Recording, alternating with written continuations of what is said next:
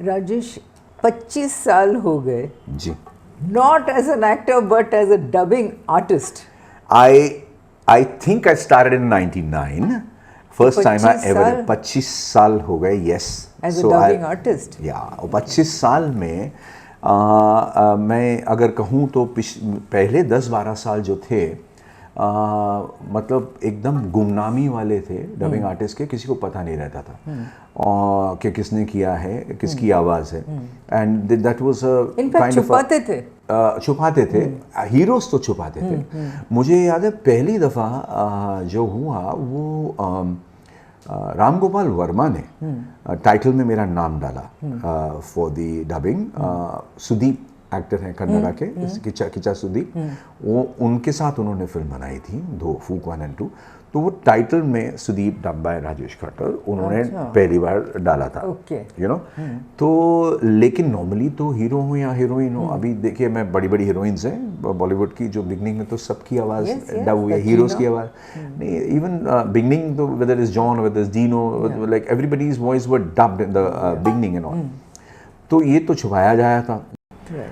What I was trying to tell you, Bharti, the interesting thing is कि पहले 10-12 साल जो है ना वो गुमनामी का. और उसमें मेरा कारण करने का ये था कि मुझे तो बहुत अच्छा लग रहा था. और जो भी पैसे मिलते थे आप उस परवाह नहीं करते थे कि आ रहे हैं ना. So it was never a kind of a substantial part of my earning ever. You know, I mean बाकी चीज़ें करते हैं आप एक्टिंग कर रहे हैं, आप कंपनी चला रहे हैं, वहाँ से सब चल रहा है. Dubbing you want to do that. पिछले 10 बरस में it has started picking up so,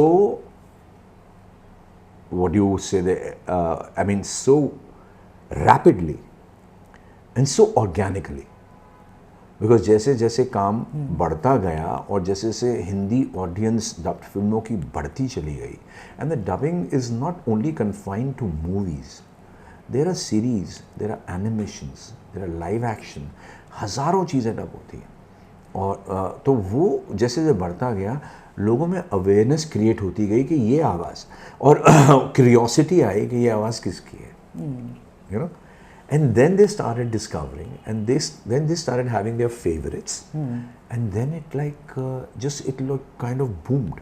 And Iron Man is probably for me what was Sholay for Ramesh Sippy sir. Yeah, okay. अभी 25 साल और ये जो स्पेशली लास्ट 10 साल आपने कहा कि बहुत तेज़ रफ्तार से चल रही है. So I wanted to know what is your feeling about the remuneration given to dubbing artists, especially of really big franchises, and your contribution to it as a dubbing artist, you and other artists, and what do you feel about? See, I'll tell you, if we calculate the amount of work I have done in dubbing and the volume of work I have done, I think I've done more than 400 plus movies and other work. I'm barring जो series आती हैं जैसे money heist है जिसमें Berlin का किया.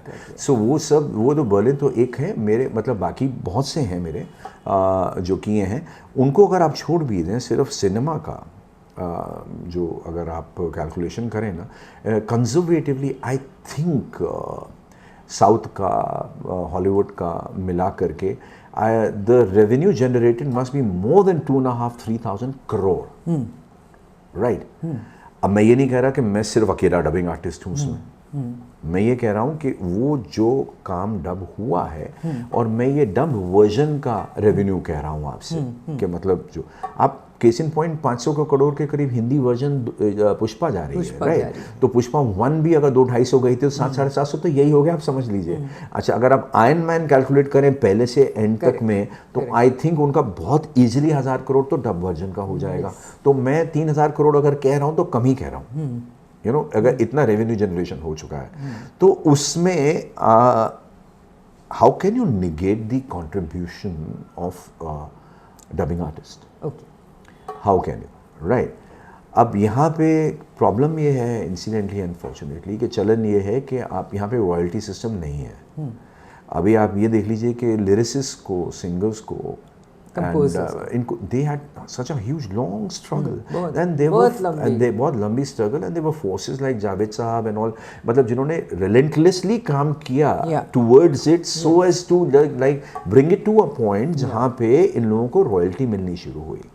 तो I think voice artist में तो बहुत दिल्ली बहुत दूर है, मतलब लाइक एक तो अभी तक तो कोई कोऑर्डिनेशन नहीं है, एक कोई ऐसा एसोसिएशन नहीं है, वॉइस आर्टिस्ट सब है.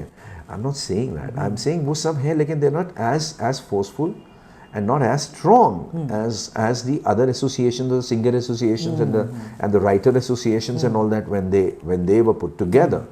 यहाँ पे ऐसा भी नहीं है कि परमानेंट वॉइस बन जाते हैं, क्योंकि ड्वेन जॉनसन द रॉक, उसकी आवाज़ मैंने कई फिल्मों में डब की, फिर सडनली बीच में कुछ लोग आने लगे, उनसे उन्होंने डब करवाया. उसके ये भी करते हैं, ये बहुत शफलिंग भी होती है, unless it becomes a franchise where people get like they don't want to listen to any other voice. तो एक रेड कॉर्नर एक फिल्म नेटफ्लिक्स ने बनाई जो नेटफ्लिक्स पे रिलीज की ड्वेन जॉनसन के साथ, और it was a big cast, and then that voice I dubbed for Dwayne. Okay. And that broke Netflix record. Okay. Netflix का अपना उनका हिस्ट्री से रिकॉर्ड टूट गया कि मतलब like that film had so many this thing eyeballs. And उसमें हिंदी का कितना कंट्रीब्यूशन है वो तो नेटफ्लिक्स को ही पता होगा, you know, like कितना. So but like I mean it was vastly seen because it was a big star cast film which was premiered on Netflix.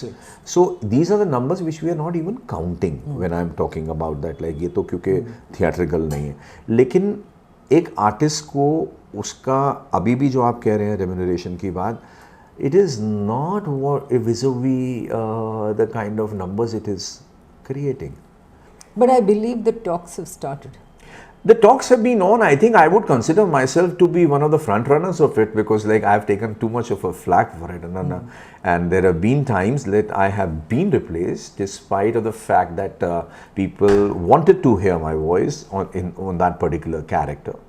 And you said something which was interesting the last time we met. You used a term whether we'll be the scapegoats or we'll be the pioneers. Yes. So it's a nice line.